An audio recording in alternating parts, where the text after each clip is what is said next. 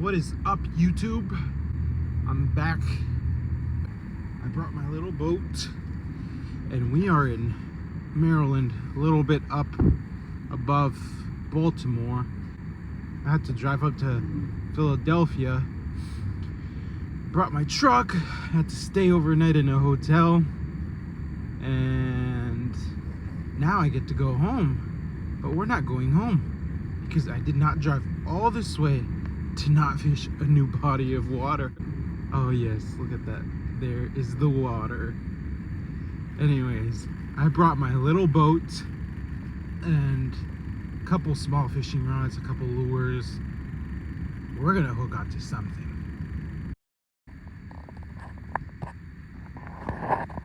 People parking on the side, probably to fish.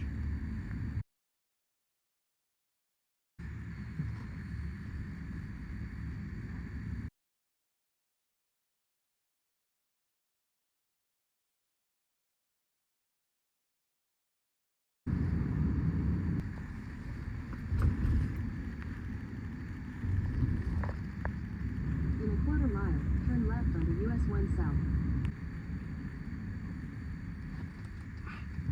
Mile. There it is. There is the dam. Wow. Yeah, the reservoir on the right here. And then it releases water down on my left here. Conowingo hydroelectric plant.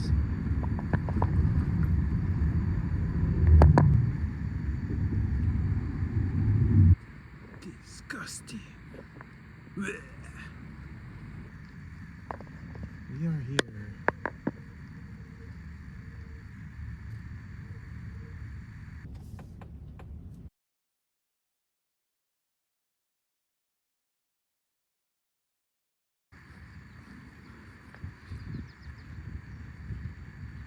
And there's the river.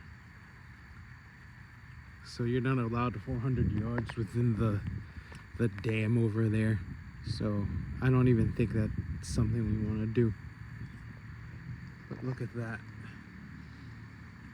That looks juicy. Some guy is pissing in the parking lot. Caddis flies. There's caddis flies all over the place. Look at that. That is a good sign.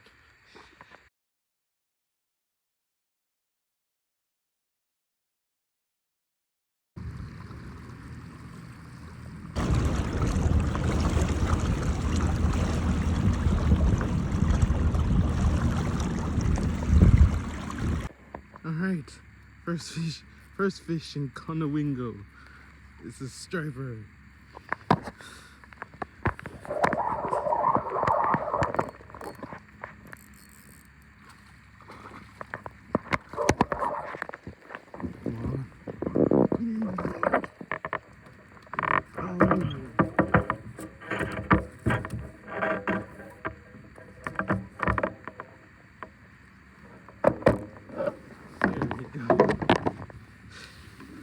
Nice striper. Heck yeah. This is awesome. All right, I don't have a ruler anymore again, so I guess I'll be known as a water bottle dude. There we go. Let me get the hook out. All right, the hook is out. Time to let him go. Nice. Oh yeah. On the gulp minnow. Yeah, 4-inch. Let's go.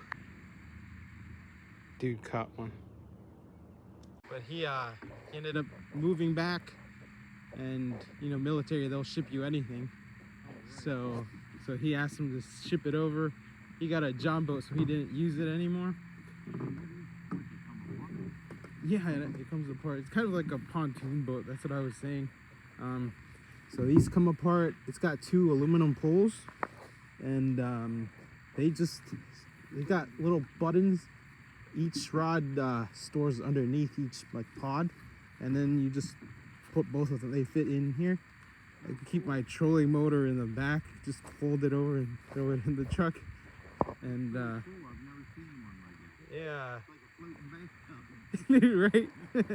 I paid like $200 for it. Oh, man.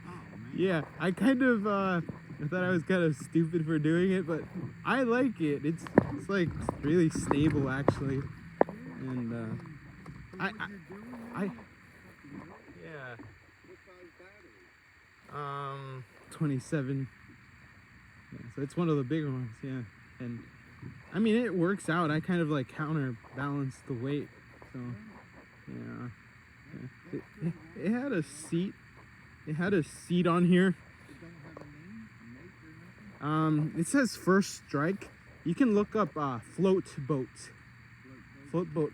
Just look up float boat Japan, and or First Strike Japan, because from what I've been searching, like they only make them there, but like the guys over there, they like deck it out with a bunch of stuff. Some guys even put like a floor on here so they stand on top, and then they have bow trolling motors, believe it or not. Yeah, actually coming from Pennsylvania, I went up to do some work yesterday. I had to stay there in a hotel overnight, and then I'm heading back home. I'm in from Virginia, Oh, okay. Northern Virginia. So I just threw this thing in there. I'm like, hopefully I'll have some time. I was hoping yesterday, I thought I wouldn't have to stay in the hotel, but this works out better, I guess. Yeah. Don't have to rush. And you didn't have to pay for the motel room, right? No. Hey, Yeah, hey, sweet, nothing, right? Nothing wrong with that, but that's pretty wild, man. For up here, man, that seems like fucking perfect. Yeah. You put a little motor on it, it's still smooth. See, Yeah. the thing with my 133, I had it before this one, and it was just too big. I could get it where that could go, my bass boat can go. What's your up you got? So I pieced this trolling motor together from some spare parts I had. So it has a cover for a 45, but I'm not entirely sure. I feel like it's got to be like a 30. I just don't remember like what pieces are actually worked. So My 133, that's pretty badass, man. I put everything in the Minn Kota power drive, so all the steering was remote. Oh yeah, that's sweet. Yeah, or foot paddle. You could use foot paddle or remote. And then I had about a $1,200 trolling motor on the front of it. Oh, But okay. that's what I had invested in it with the trailer and everything. About $3,500. Oh, okay. I had more fun putting it together than I did fishing with it. Right? It fucking weighs by itself 125 pounds. Yeah, yeah. So I had to get a trailer, and then I was like, you know what? I just need something I can. Yeah. I just went to. Because some days you just want to go and throw one rod, one lure out, and Right. it's just like not. And you know, anyway, that's Fun. a cool little setup. I just wanted to check it out. Yeah. And everything fits in the tub, right? It does, yeah. Oh, it's shallow here. Yeah, this whole area right here is fun. Should probably go over that way then. You should have your release off. It's You fun. know what I mean? Yeah, I can. The cool thing about this is it's so small like that. If it's shallow, I can lean. You see this? I lean forward, and the propeller actually comes out of the water. So I don't even have to like adjust it too much.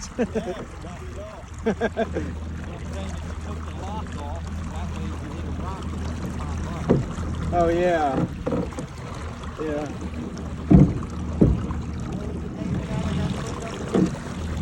So a float boat. Hey, nice to meet you.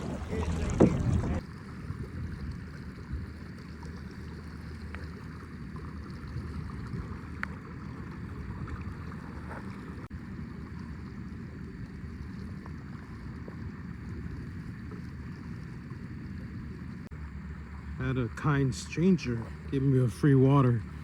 I Thought I had some left, but nope. Oh, this current is strong, way stronger than it seems.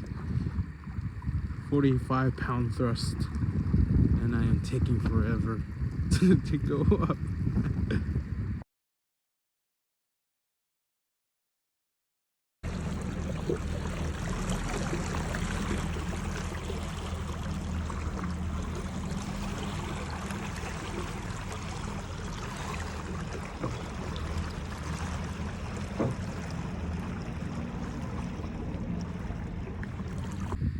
Nice catfish.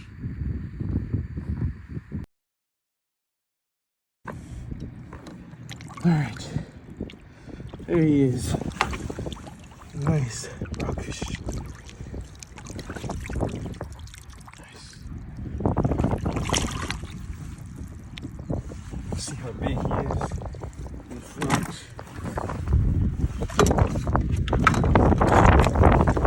There to there.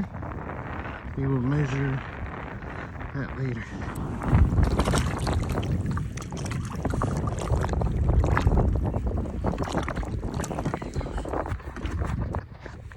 Alright. Got a striper on. Let's get him in the boat.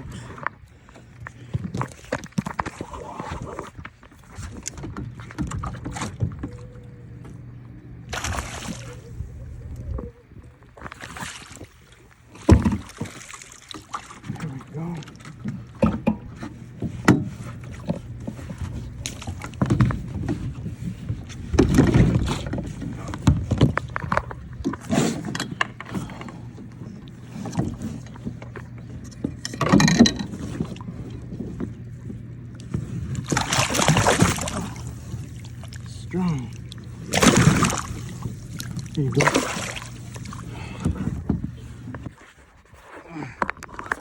Alright, fish him. Fish him. Got one.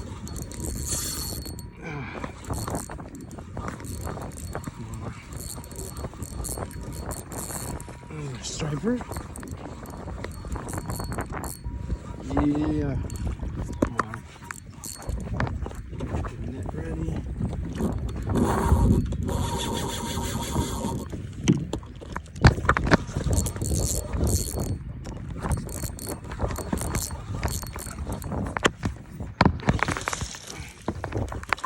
Not ready. Oh, there we go. Yes. Another nice one. I don't have a scale, but it doesn't matter.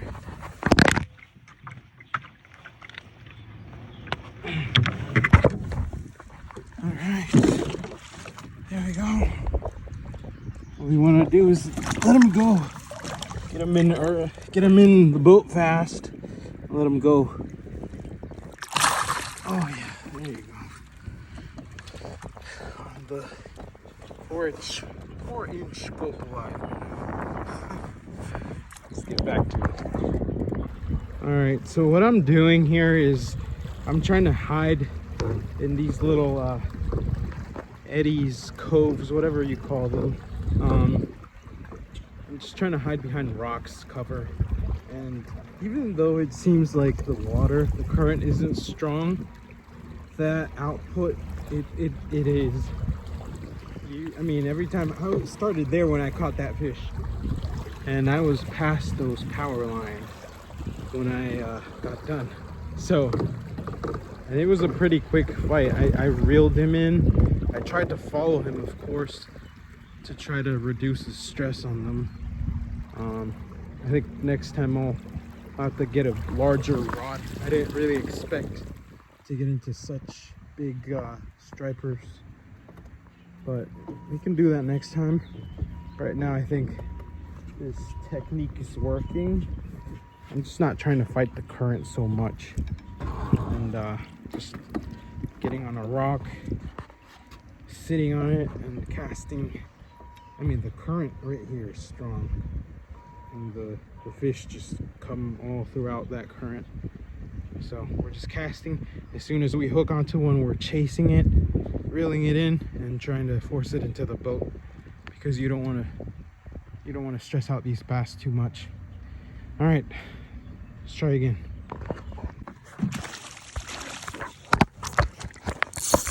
Oh, he's running. See if we can get him in here. I think we can do that. He's a small one. Oh, head off.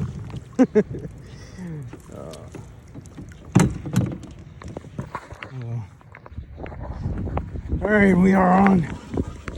We are on. Looks like that might be one of the last ones. My batteries are running low. Sway a little bit.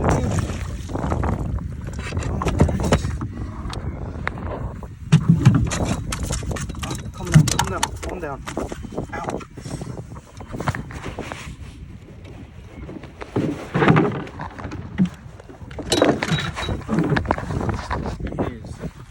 Smallest of the day.